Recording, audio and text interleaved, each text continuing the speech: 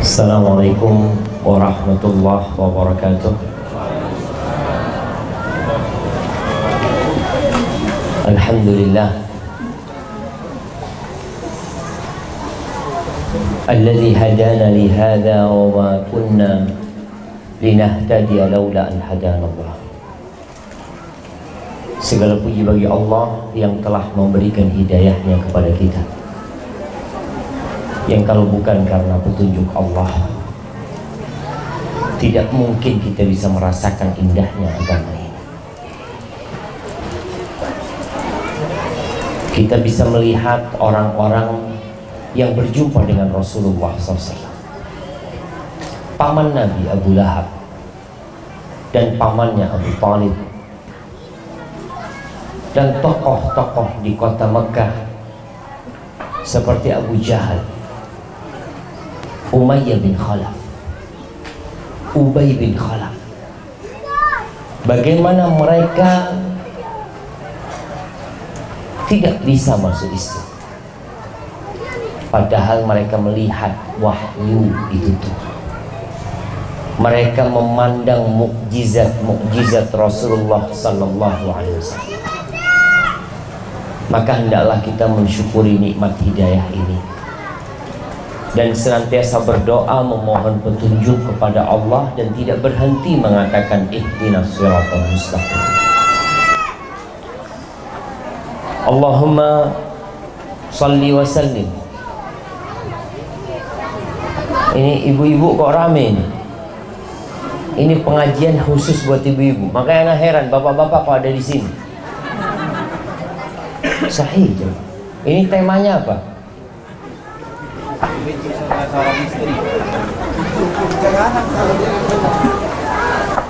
Pintu surga seorang istri. Bapak-bapak istri apa suami? Anak juga heran. Tapi ya wallahu a'lam. Mungkin bapak-bapak kepingin mendengar supaya nanti di rumah bisa menjelaskan kembali kepada istri untuk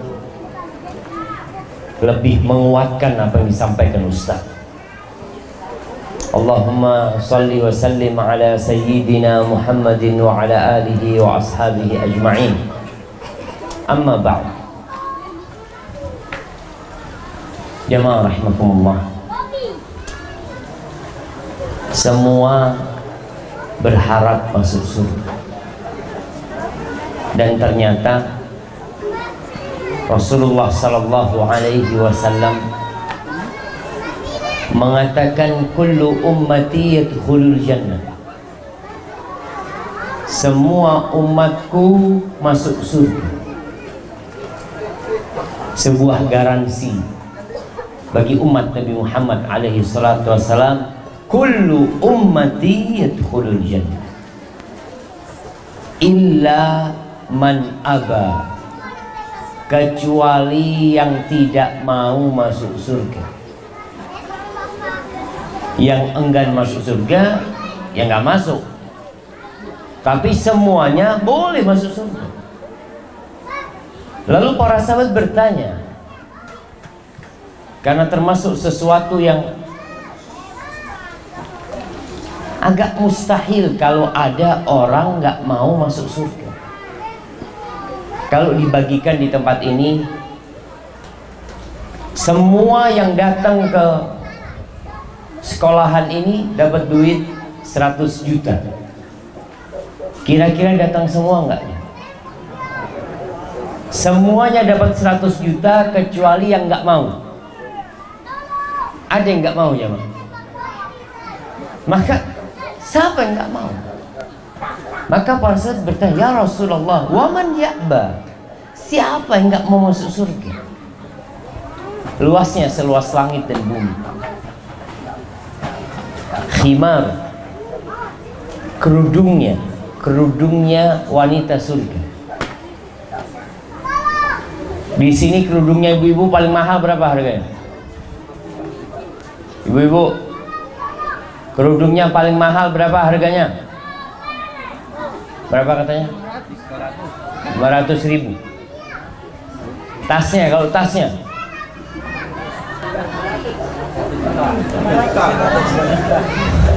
Bapak-bapak pernah beliin tas buat istri paling mahal berapa? Anda kasih hadiah yang paling mahal 500.000. Ada yang di atasnya? Mana? Ada yang mana? Oh, ada Rami sendiri sih. Kenapa tuh? 500.000 paling mahal. Enggak ada yang lebih mahal dari itu, ya, Bang. Sudah anak kasih lewatan tuh, Bapak.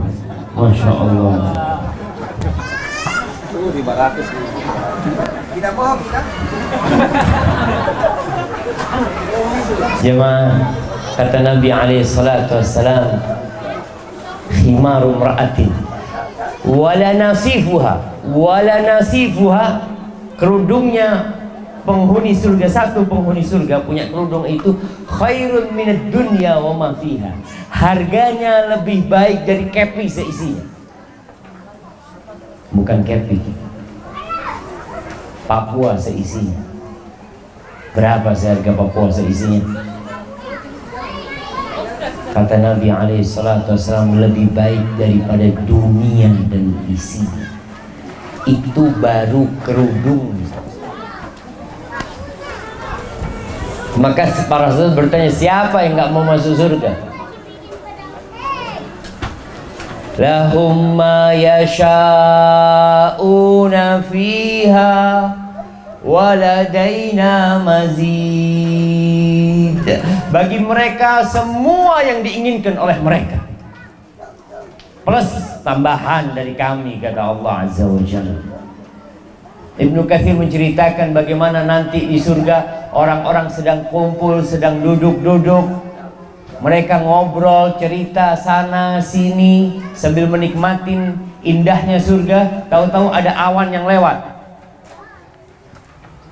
Lalu awan itu bertanya, "Madza tuhibbuna an numtirakum?" Awan itu bertanya, kalian kepingin hujan apa? Ibu-ibu kepingin hujan apa? Hujan apa? Tembok rumahnya dari emas.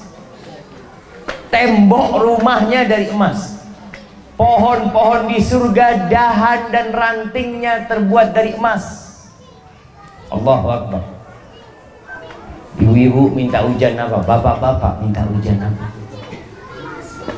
Sampai mereka mengatakan, amtirina kawa'iba atroba, turunkan hujan bidadari. Allahu Akbar. Gimana nangkepnya semua? Seperti itu. Semuanya masuk surga kecuali yang nggak mau masuk surga. Siapa yang nggak mau masuk surga? Kata Nabi alaihi salatu wassalam, man ata'ani dakhalal jannah wa man asani faqad aba. Barang siapa yang taat, patuh kepadaku, maka tuh orang dijamin masuk surga. Dan barang siapa yang durhaka kepadaku, bermaksiat kepadaku, maka dialah orang yang enggan masuk surga. Jadi semuanya masuk surga kecuali yang enggan masuk surga.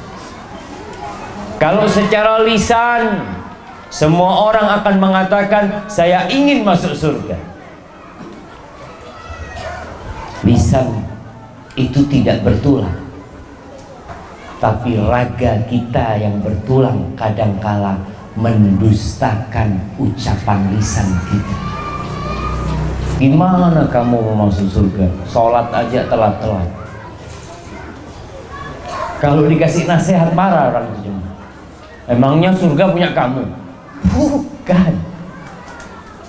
Kamu kan ingin masuk surga. Pertanyaannya gimana mau masuk surga? Sholat telat-telat. Sedangkan orang yang telat sholatnya, kata Allah Azza wa Jal, fawailul lil musallin. Itu orang yang sholat tapi gak karu-karuan sholatnya, masuk neraka. Alladzina hum an salatihim sahun, alladzina hum yura'un. Sholat gak tepat waktu, cepet-cepetan, riak lagi. Baik, ahibati fillah, berkaitan dengan wanita, subhanallah.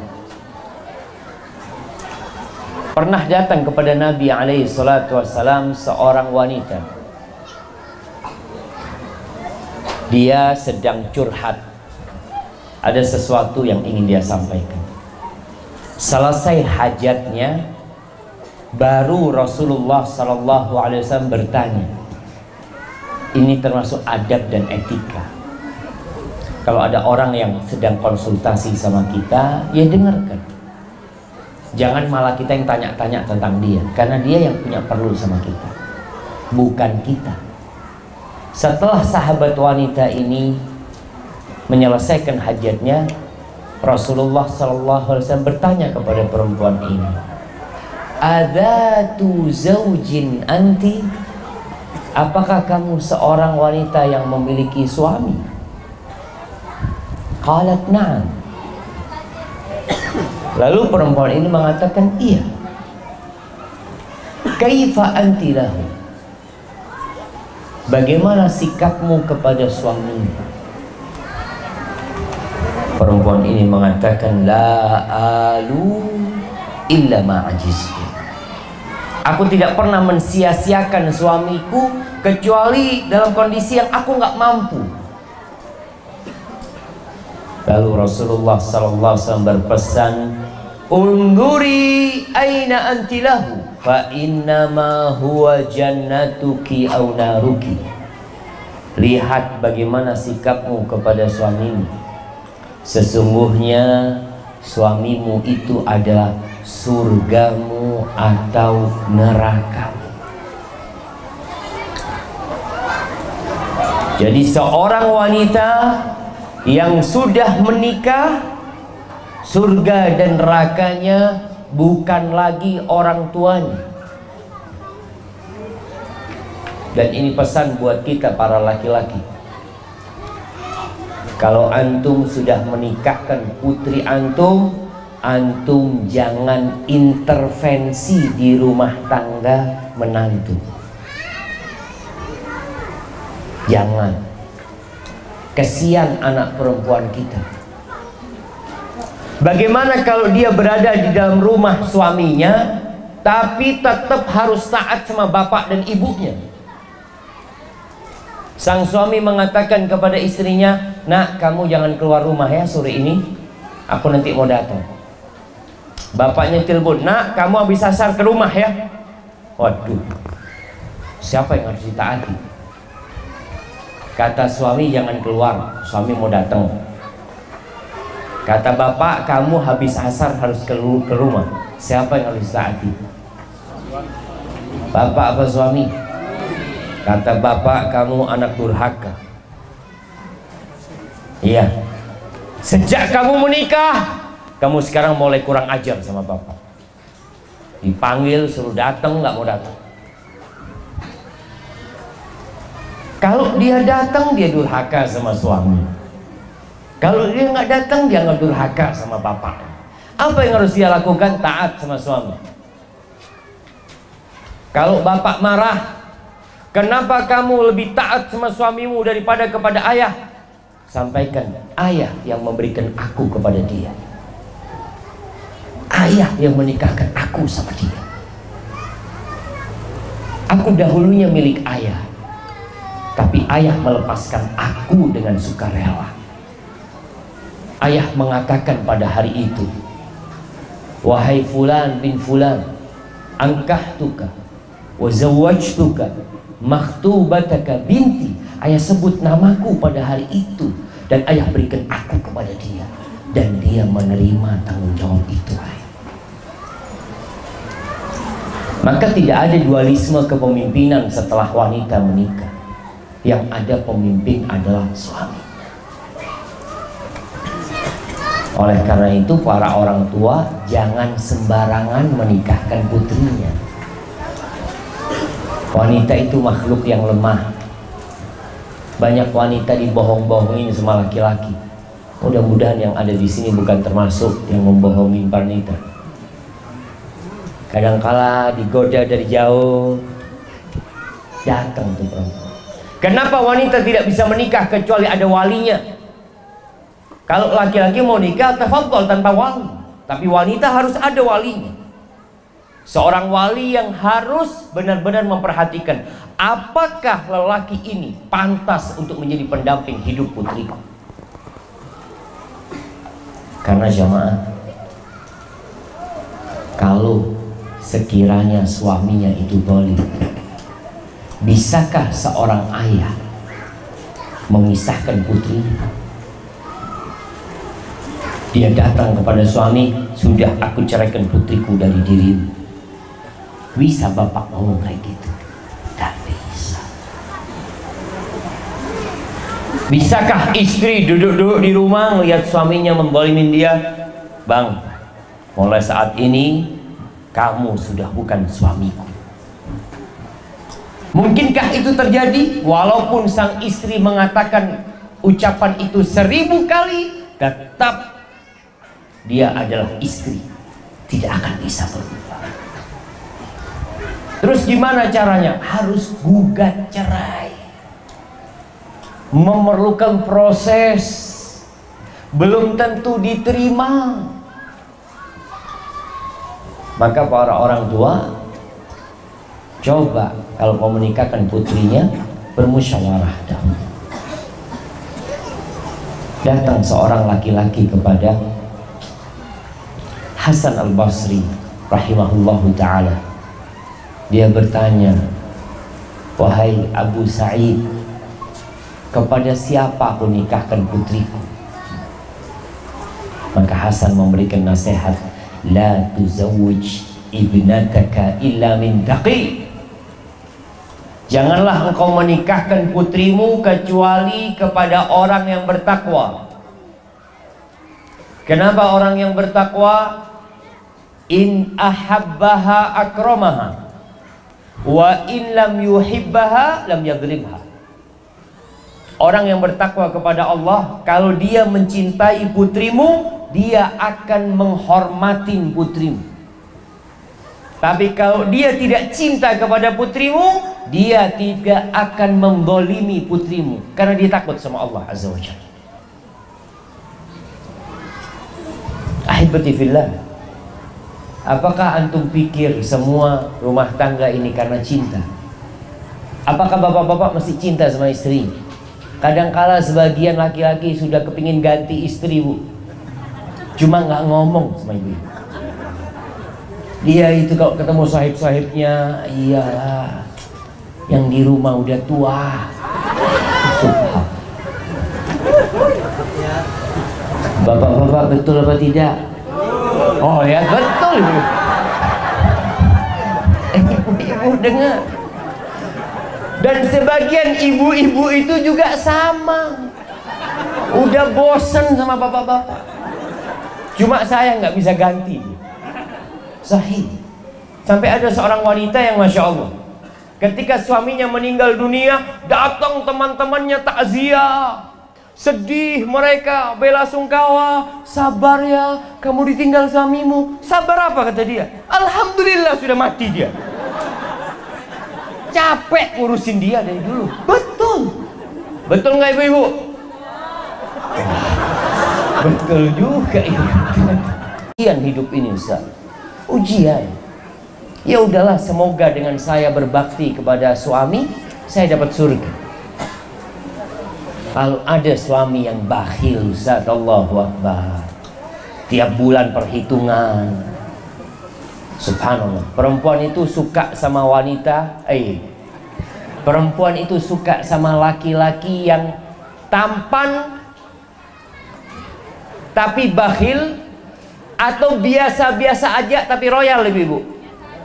Nah ya, biasa aja tapi royal fulusnya, nggak perlu tampan-tampan kata dia, yang penting fulusnya royal. Sahih. Kalau wajahnya tampan, Masya Allah, tapi pelit, wallah nggak ada gunanya kata dia. Baik, kita nggak mau bicara tentang bapak-bapak, ibu-ibu, karena temanya pintu surga seorang istri. Pintu surga seorang suami tetap orang tuanya. Bapak ibunya itu pintu surga seorang suami.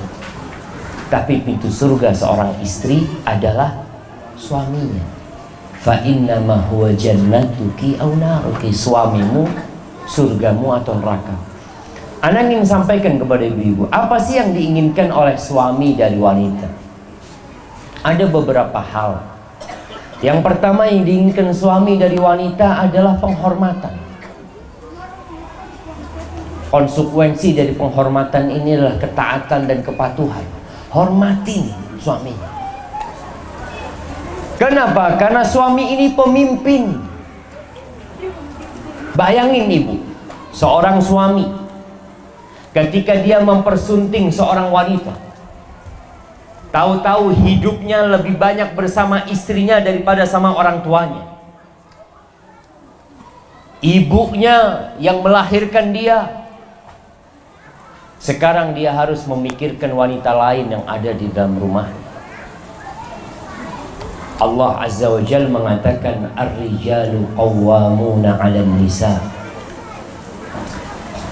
bima faddalallahu ba'dahum 'ala ba'din wa bima anfaqu min amwalihim. Laki-laki adalah pemimpin bagi kaum wanita. Oleh karena Allah telah melebihkan sebagian mereka, yakni laki-laki dilebihkan atas sebagian wanita. Dan karena suami itu memberikan nafkah kepada istri-istrinya. Fasalihat, siapa sih wanita-wanita yang soleh? Wanita-wanita yang soleha kata Allah, qanitat hafizatun lil ghaib bima hafidallah. Tuh, wanita yang soleha adalah wanita yang taat kepada Allah, dan dia menjaga kehormatan suaminya, menjaga kehormatan dirinya demi suaminya. Dia patuh dan taat kepada suaminya sebagai bentuk ketaatan dia kepada Allah Azza wa Jalla. Rasulullah SAW menjelaskan hal ini lebih dalam lagi. Kata Nabi SAW, "Lau kuntu amiran ahadan an yasjuda li ahadin." Kalau aku boleh memerintahkan seseorang untuk sujud kepada orang lain, untuk sujud li ghairillah, untuk sujud kepada selain Allah, kata beliau alaihi salatu wassalam, la amartul mar'ata an tasjuda li zawjiha. Pasti aku perintahkan seorang istri sujud kepada suaminya. Kalau boleh, tapi nggak boleh. Nabi hanya ingin menjelaskan besarnya hak seorang suami. Walladzi nafsu Muhammadin biyadihi la tu'addil mar'atu haqqa rabbiha hatta tu'addiya haqqa zawjiha. Demi yang jiwa Muhammad berada di tangannya, demi Allah, kata Nabi alaihi salatu wassalam, seorang wanita tidak akan dikatakan menunaikan hak Allah sebelum dia menunaikan hak suaminya. Ini sebuah keterikatan yang begitu dahsyat. Makanya kalau wanita sholat 5 waktu, taat sama Allah, tapi durhaka sama suaminya, susah berharap masuk surga. Hak Allah harus dibarengin dengan hak suami. Masya Allah. Ini padam listrik, tapi mic-nya masih hidup ya. Gak usah bingung kan tuh. Kenapa?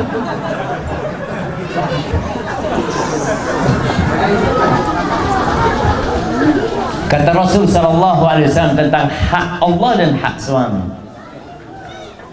Idza shallatil mar'atu khamsaha wa shamat syahraha wa ata'at zawjaha wa hafizat farjaha qila laha udkhulil jannah min ay abwabil jannati syi'ti.